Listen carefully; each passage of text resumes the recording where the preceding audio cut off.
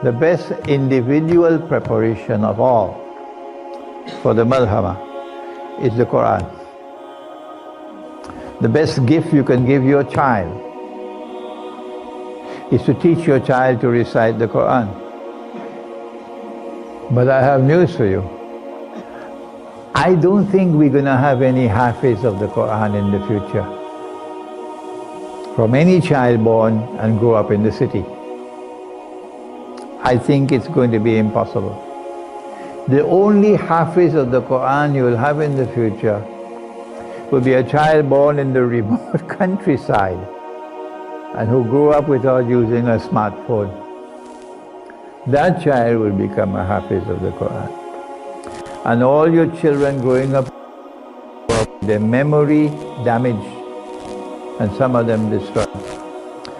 If you lose your memory, you cannot think. And Allah sent the Quran لِقَوْمِ يَتَفَكَّرُونَ, for a people who think. The best way to prepare for the Malhama is to recite the Quran every day. The Quran has to be recited from cover to cover. That's the way to recite the Quran. You don't have 25 people reciting to make a khatam of the Quran.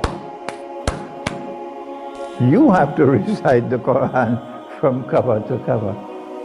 And when you finish, you start again, and when you finish, you start again. And you have to recite the Quran at least once a month. At least once a month. Which month? January or February? No, the lunar month. If you're reciting the Quran every day in Arabic, that is the beginning of the process of preparing yourself. So one day the Quran will enter into your heart, hopefully before the Malhama. And now listen to me. When the Quran enters into your heart, you will never know what is loneliness. No. When the Quran enters into your heart, you will never know what is depression. No? So, if you recite the Quran every day, regularly, from cover to cover, it does something for your heart.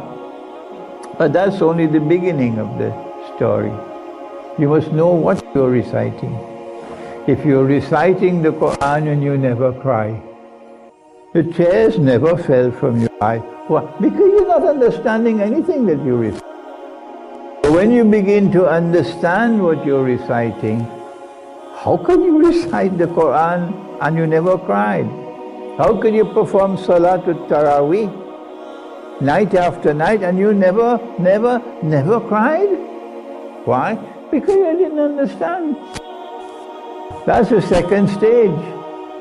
But there's a third stage which comes after that, when you can understand what you're reciting. And it is in the third stage that you fall in love. The greatest love of your life must be the love of the Quran. And you will fall in love with the Quran when you start to study the Quran. And you use methodology for study of the Quran.